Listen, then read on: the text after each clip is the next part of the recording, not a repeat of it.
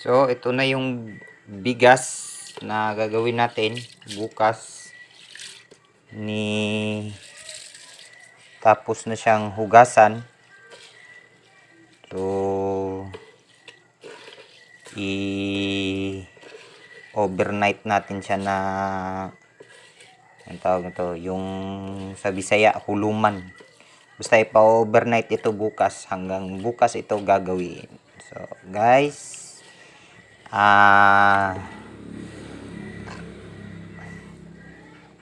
ito na naman yung mga isa sa mga subaybayan ninyo kung anong mangyayari sa bigas na ito. Basta rice wine siya, yung isang na bakit siya ibabad ng isang overnight, ang purpose nito para mabiyak yung matigas kasi yung bigas. So para mabasag yung anong tawag dito, mabasag yung starch na meron sa bigas, madali lang tutunawin ng yeast. Madali na lang siya tutunawin ng yeast. So may mga itim-itim yung mga dulo ng bigas ito. Ayan. Subaybayan natin to, mga nasa, kaya nga pala mahal yung mga wine kasi yung process ng paggawa hindi naman siya madali. Kung sabihin natin madali, pero hindi mo sigurado kung okay ba siya pagkatapos mong gawin sa unang yugto, na magiging wine ba siya o hindi. Kasi sa proseso ka dun ka magkakamali, hindi mo maibenta yung wine mo. Yun yung problema sa wine. Kaya nga po, sana naman maintindihan ninyo. So ito, ating na naman, may pagtutuunan naman tayo, may isa namang tayo na gagawin. Hintayin natin mga nasa 2 buwan, pero at least mga 1 buwan pwede na ito. Kaso lang mas maganda, umabot talaga siya na yung hanggang 4 na buwan. Pwede naman ito na mga 1 buwan na, pero mas maganda talaga yung aabot ng mga 4 na buwan. So guys, yun lang muna yung process natin pagpasok nito dito. Ito dito. So dahan-dahan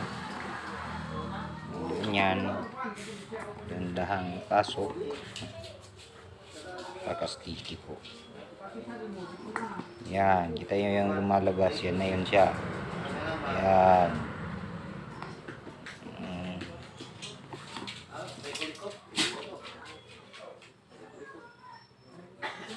Yan yung hanggang sa maubos ito, lagay dito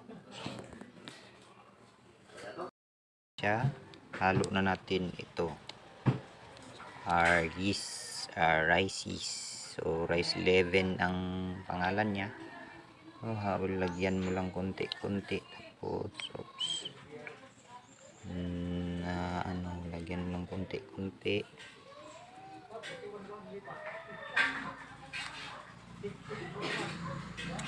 Then haluin. So mix na natin to, guys. Ang ma'am sir, i-mix na. Ayun lang. Tapos repeat nyo lang yung process. Then wait for a couple of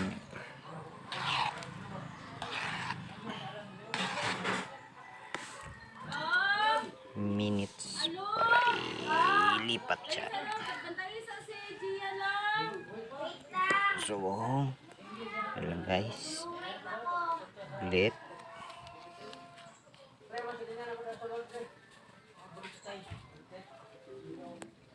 ganun lang.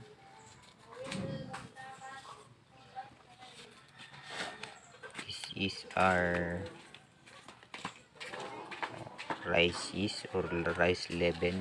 Ang gagawin nito, siyang kakain sa ating rice. Iba kasi yung wine is So when is sugar ang kakainin niya, turn to alcohol. Ito naman kasi nga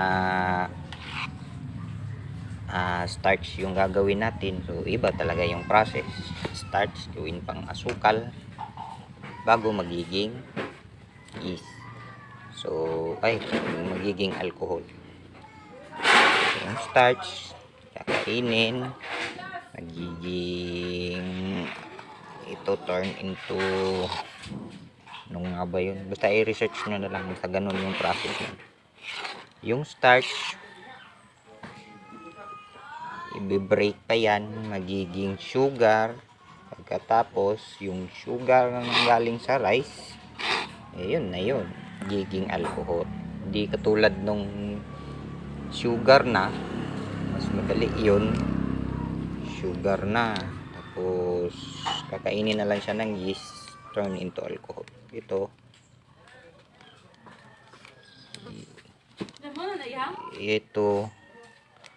ano pa muna,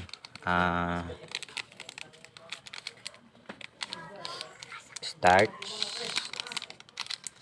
from starch into sugar, then to alcohol. So guys, yun lang. So luto na siya, tinanggal ko na sa apoy yung lutuan ko, tinanggal ko na sa apoy, no? Pinapalamig ko na lang to, papalamigin bago malagay yung yeast, kasi yung yeast hindi mo pinalamig to, mamamatay yung yeast mo. So yun guys, hintayin natin yung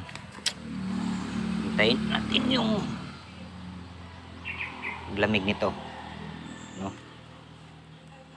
Tapos lagay natin yung yeast, tsaka ilagay natin sa fermenter. Guys, yun lang. Hintay na naman tayo mamaya. So, ito na yung niluto ko, no? Right, so ibang paraan pala ito sa paggawa ng rice wine. Sa iba kasi luluto lang talaga sila ng kanin. Sa akin medyo binasa ko. The purpose is to break the starch po. Yun po yung importante, ma-break mo yung starch na nasa bigas, kasi yun yung tutunawin ng o kakainin ng yeast mo. So kung sa iba luto na rice is ganun lang din. So sa akin kasi baka mahirapan yung yeast, mas maganda yung naka-break talaga yung yeast. Tsaka sa bibig ng lalagyan natin na fermenter is kasi maliit yung bibig, mas madali siguro kung medyo basa yung gawin natin. So hintayin na lang natin maluto to, na lutong luto. Purpose talaga ng pagluto nito is to break the starch, maluto mo yung starch para madaling kainin ng yeast mo. So ito na siya guys, ito na po siya. Hintayin na natin maluto, lutong luto. So ito na yung bigas, dahan-dahanin natin lagay. Paglagay natin hindi na kumukulo, titigilan na natin. Ganito yung pamararaan ko, kasi mas maganda ito. Sigurado kang napakuluan mo yung tubig,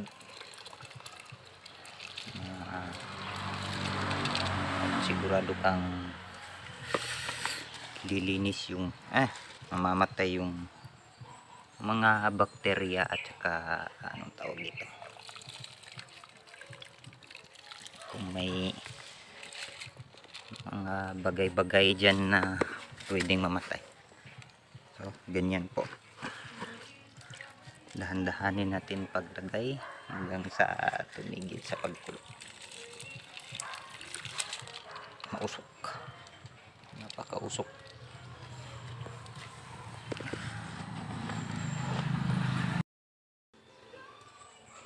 So, it's been boiling na po for couple of minutes. So, kailangan natin kunin yung bigas natin na ilalagay.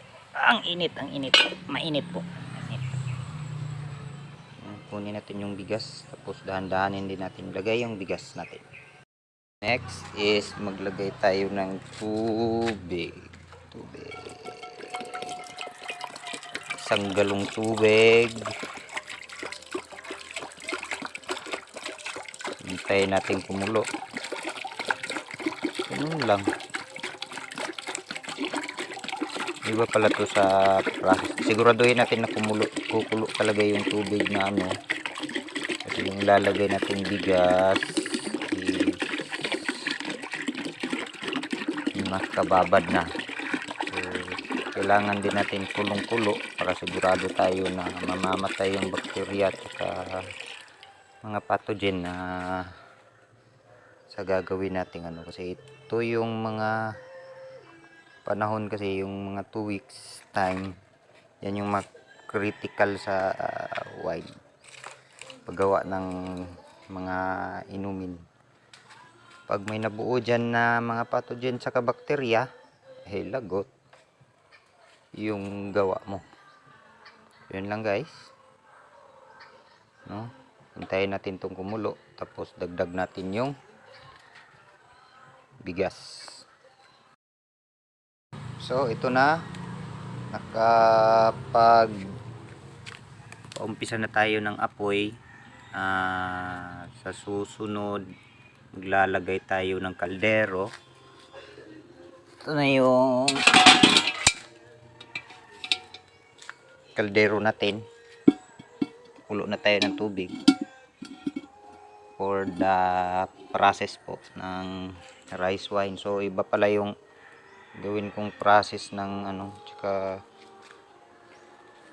iba yung process na gagawin ko, no?